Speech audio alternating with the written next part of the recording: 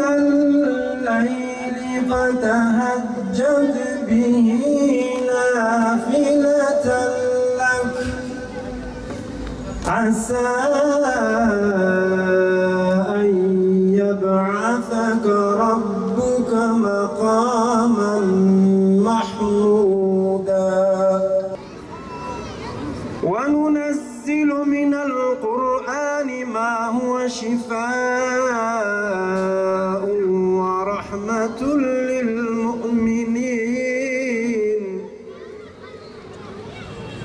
ورحمة للمؤمنين ولا يزيد الظالمين إلا خسارا. ما شاء الله.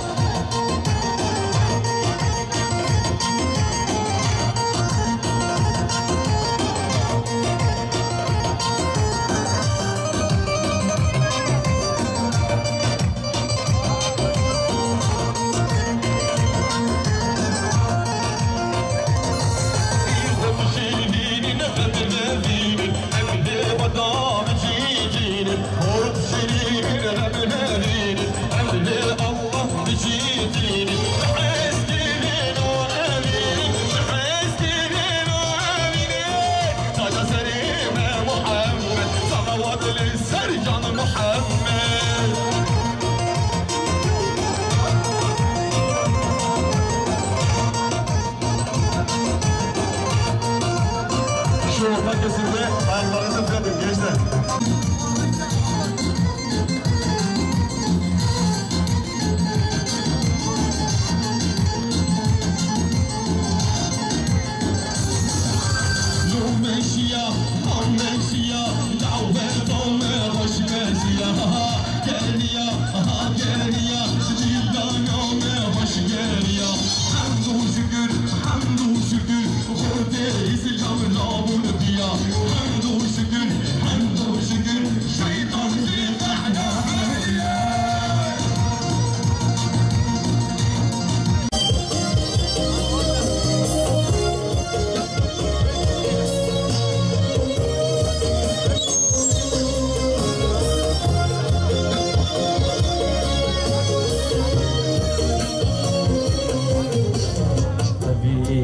Kıragema yelleki domiya zibin zulmuzore behname çiçya diru hevarime melabul herciya gülle vekbarane sermeda varya diru hevarime ملاب الهرجية كل وكبراني سرمدا باريا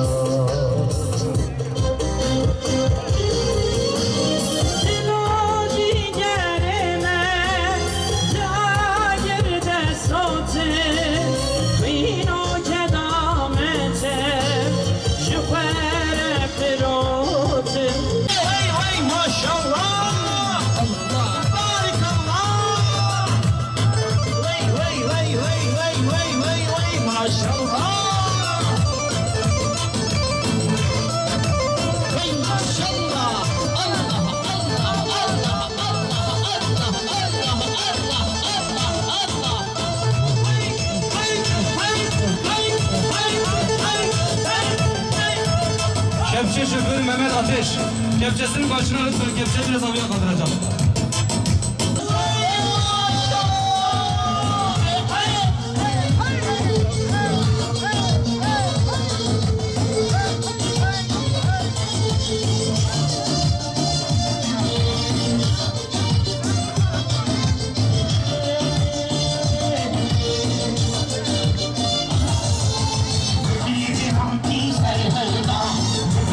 Zurna yezida, Ferani serhezda.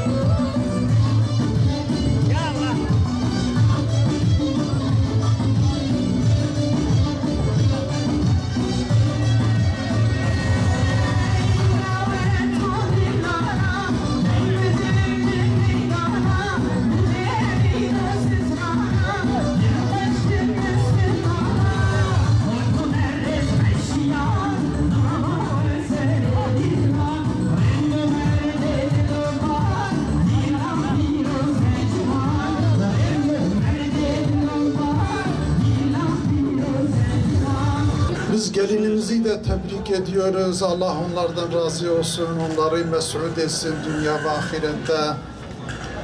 Biz damadımızı da tebrik ediyoruz. Ailelerini de. Hem gelinimizin ailesi hem de damadımızın ailesi. Onları tebrik ediyoruz. Ve Halık-ı Kainat onları mes'ud etsin dünya ve ahirette. Bu münasebetle birkaç kelime konuşmak istiyorum. Bizim Resulullah sallallahu aleyhi ve sellem bir hadis-i şerifinde şöyle buyuruyor. Men kadere en yenkiha ve lem yenkih feleyse minna. Kim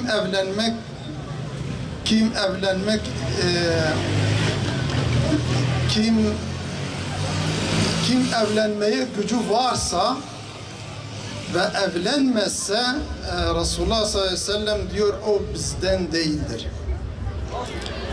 Benim Türkçem az olduğu için bazı kelimeleri tam edemiyorum tercümesini. Yani Resulullah sallallahu aleyhi ve sellem bu hadis-i şerifinde men kadere en yenkiha, yani evlenmeye gücü yeten bir insan ve evlenmezse ve lem yenkih, evlenmezse feleyse minna.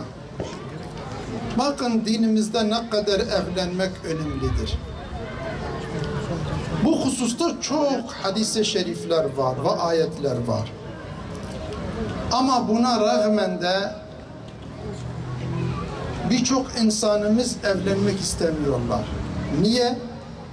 Çünkü Avrupalılar bunu bize sevdirmişler. Avrupalılar, kafirler, Allahu Teala'ya ait, Hazreti Resulullah sallallahu aleyhi ve sellem'e ait ne varsa ona karşı çıkıyorlar. Bilinçli bir şekilde çok büyük imkanlarıyla gece gündüz çalışıyorlar. Allah'a, peygambere ait ne varsa bizi onlardan âli koymak istiyorlar. Onları gözümüzden siyahlaştırmak istiyorlar. Çünkü onlar şeytan için çalışıyorlar. Şeytan ise insanların düşmanıdır. Kafirlerin hocası şeytandır. Avrupalıların hocası şeytandır. Tabi Avrupalı dediğimiz kafir Avrupalılar. Yoksa Avrupa'da Müslüman insanlar da var. Biz onları bundan tenzih ediyoruz. Yani Avrupa'nın kafirleri. Tabi istisna kaideyi bozmuyor. Müslümanlar orada az olduğu için, kafirler daha çoğunlukta olduğu için Avrupalıyı genel olarak söylüyoruz. O açıdan bizim de madem biz Müslümanız, madem biz Allahu Teala'nın kuluyuz, onun mahlukuyuz, o bizi yaratmış, o kainatı yaratmış, Allahu Teala'ya ait ne varsa onu desteklememiz lazım, ona inanmamız lazım, amelimizle ona göre ayarlamamız lazım. Hazreti Resulullah sallallahu aleyhi ve sellem ne söylemişse, ne anlatmışsa, ne emirler, ne talimatlar bize vermişse onlara uymamız lazım. Çünkü Hazreti Resulullah Allah'ın sözcüsüdür, Allah'ın elçisidir. Biz peygamberlere tapmıyoruz, biz Allah'a tapıyoruz. Ama enbiyalar, peygamberler, evliyalar Allah'ın emirlerini bize söyledikleri için onlara uyuyoruz. Biz Allahu Teala'ya tapıyoruz. Rabbimiz O'dur, bizi yaratan O'dur, kainatı yaratan O'dur. Madem kainatın yaratıcısı O'dur, Rabbimiz O'dur, o zaman bütün hayatımızı A'dan Z'ye kadar onun emirlerine göre ayarlamamız lazım. Bir Müslüman Müslümanca yaşaması lazım. Bir kafir kafirce yaşasa normaldir. Ama bir Müslüman kafirce yaşasa çok garip, çok ayıp, çok yanlış bir şey. Yani akıl mantık bunu kabul etmiyor. Çünkü bir Müslüman odur ki küfre çizgi çekendir. Küfre ait ne varsa Allahu Teala'ya ait olmayan ne varsa üzerine çizgi çekendir Müslüman. Ve Allahu Teala'ya ait ne varsa ona teslim olmuştur, onu kabul etmiştir. Onun için bir Müslüman İslam'da ne varsa ona sahip çıkmalı. onu kendine dava haline getirmeli. Gece gündüz hayatıyla, sözleriyle, bütün pratiği hayatıyla onu desteklemesi lazımdır. Madem biz Müslümanız, o zaman biz İslam'ın davetçileriyiz. Her bir Müslüman bir davetçidir. Her bir Müslüman İslami insanlara tebliğ etmekle mükelleftir. İslami yaşamakla mükelleftir. Müslüman Müslümanca yaşamalı. Müslüman kafirce yaşamamalıdır. Ama maalesef şu anda görüyoruz, çok büyük bir gaflet bize ve milletimize düşmüştür. Yıllarca demek gerçekten Allah'ın dini insanlara yeterince anlatılmadığı için ve Avrupalılar, kafirler, dinsizler gece gündüz kendi medyalarıyla, imkanlarıyla, telefonlarıyla, televizyonlarıyla, her şeyle, bütün imkanlarla bizi Allah'tan, peygamberden, İslam'dan uzaklaştırmak için çalışıyorlar ve o çalışması bir yere kadar da muvaffak olmuşlar ve bir yere kadar da bunu başarmışlar maalesef. Ama biz kendimize gelmemiz lazım. Eğer biz kendimize gelmezsek, Rabbimize göre, dinimize göre, peygamberimize göre yaşamazsak, şeytanlara göre yaşasak, Avrupalılara yaşasak, hiçbir şeye sahip olamayız. Hem dünyamızı bizim elimizden alırlar, çünkü onlar boşu boşuna bizim aramızda bu fikirleri, bu mel'anetleri yaymıyorlar. Onlar menfaatçidir, onlar yamyamdır. Onlar bizim memleketimizi, bizim hayatımızı, çocuklarımızı, bize ait ne varsa bizden almak istiyorlar. Onlar emperyalisttir. Her şeyimizi elimizden almak için bu faaliyetleri yapıyorlar. Yoksa bu kadar harcamalar, bu kadar masraf, bu kadar emek boşuna yapmıyorlar. Çünkü onlar menfaatten başka hiçbir şeye inanmıyorlar, inanmamışlar. O açıdan ne yapıyorlarsa menfaat için yapıyorlar. Onlar kendi menfaatlerini bizi Allah'tan uzaklaştırmaya çalışıyorlarsa ya biz neyin adına bunu yapacağız? Biz de kalkıp da cahilce, gafilce onların oyunlarına, tuzaklarına gelsek, dinimize, mukaddesatlarımıza, Rabbimizin ahkamine, şeriatine, dinine, kitabına biz kalkıp da sırt çevirsek, onlardan gafil kalsak, o zaman düşmanlarımız için çalışıyoruz. Çünkü izzetimiz, şerefimiz, her şeyimiz bu dine bağlı. Eğer bu dini elden bıraksak hiçbir şeye sahip olamayız. Ne dünyada ne ahirette her şeyi kaybederiz.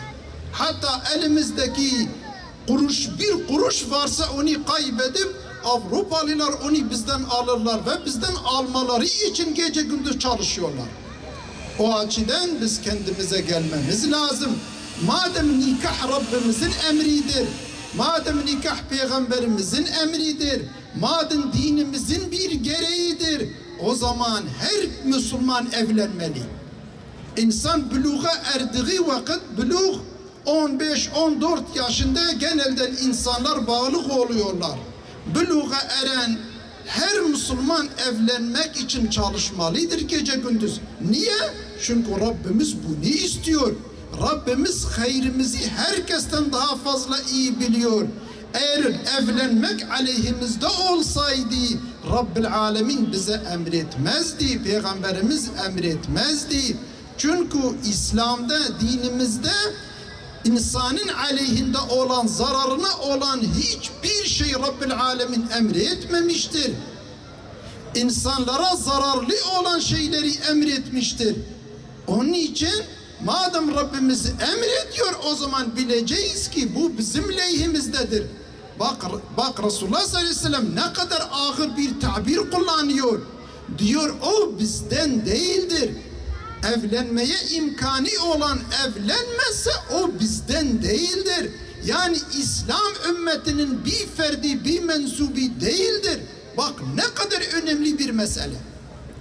Ama düşmanlarımız Avrupalılar gece gündüz medyalarıyla, televizyonlarıyla, modalarıyla, artistleriyle, her şeyleriyle evlenmeyi gözümüzden siyahlaştırmak istiyorlar.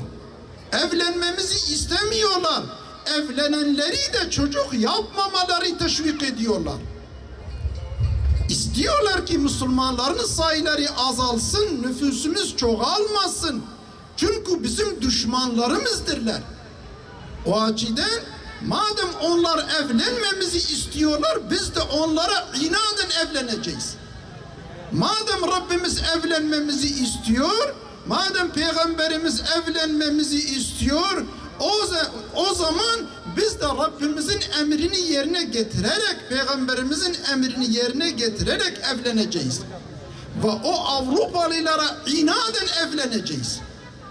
O açıdan her Müslüman gece ne imkanı varsa devreye koyup ve mutlaka evlenmelidir. Ve ne kadar çocuklar olsa olsun, hiç bunun sakıncası yok, zararı yoktur. Avrupalılar yalan atıyor. İşte onları besleyemeyiz, onları eğitemeyiz, okutamayız, şöyle edemeyiz, böyle edemeyiz. Bunlar hepsi yalan. Bak hayatımla bunları ispatlıyorum. Benim 8 tane çocuğum var. Ama her 8 çocuk da hepsi okumuş. Hepsi de şu anda görev başında. Hepsi şu anda okumuş. Hiçbir tane cahil yok. Hepsi üniversiteli. Kimi vaazdır, kimi doktordur, kimi falandır, kimi bilgisayar mühendisidir falandır. Benim kızlarım da hakeza medresede hocadırlar. Hiçbiri cahil değil. Ve elhamdülillah hepsi de çok güzel yetişmişler. Ama benim imkanlarım sıfır. Bir malım, bir mülküm, bir servetim, bir falanım yok. Niye? Çünkü Allah besliyor onları. Allah rızklarını gönderiyor. Allah onları eğitiyor. Yeter ki niyet halis olsun.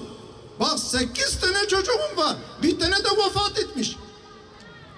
İşte benim hayatımla bu şahittir ki Avrupalıların söyledikleri yanlıştır. Medyanın söyledikleri hepsi boş, hepsi yanlış. Kainatın Rabbi Allah'tır. Allah bir çocuğu daha dünyaya getirmeden rızkını yazıyor. Onun rızkını yazıyor, sonra onu dünyaya gönderiyor. Her şey Allah'ın kontrolündedir. Allah bir çocuğun rızkını eğer gücü yetmiyorsa rızık ona göndersin, onu yaratmaz. Haşa, Allahu Teala gücü her şeye yetendir. Madem Allah onu yaratıyor, o zaman rızkını da gönderiyor, her şeyini gönderiyor. Onun için bu dinsizlerin, kafirlerin falan, Avrupa'nın emperyalistlerinin yalanlarına kulak vermeyelim. Peygamberimize, dinimize, mukaddesatlarımıza uyalım. O zaman hem dünyada muvaffak oluruz, muzaffer oluruz, hem ahirette de Allah'ın azabından kurtulup Rabbimizin cennetine gireriz. Vesselamu aleyküm ve rahmetullahi ve berekatuhu. Halik-i kainat tekrar bu düğünümüzü mübarek kılsın. Gelinimizi, damadımızı mes'ud etsin. O Allahu Teala onların akrabalarını da mes'ud etsin. O çok hayırlı olsun. Onları tebrik ediyoruz. Vesselamu aleyküm ve rahmetullahi ve berekatuhu. Bu evliliği kendileri için hayırlara vesile kıl.